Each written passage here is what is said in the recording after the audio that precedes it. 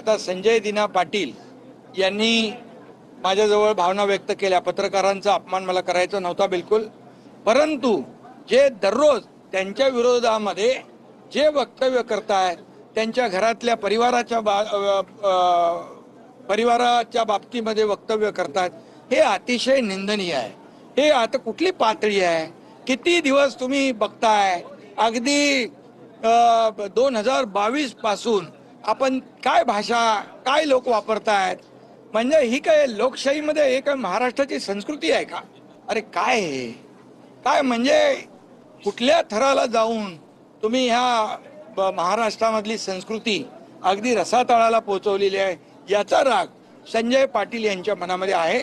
मी पुन्हा एकदा सांगतो, संजय पाटलांनी माझ्याकडे भावना व्यक्त केल्यात. कुठल्याही पत्रकारांचा अपमान मला करायचा नाही आणि त्यांना वाटतं या बाबतीमध्ये माझ्याकडून काही बोलणं अनावधानाने झालं असेल तर मी बिलकुल दिलगिरी व्यक्त करेन. अशा प्रकारचा माझी आणि त्यांची चर्चा झाली आणि मी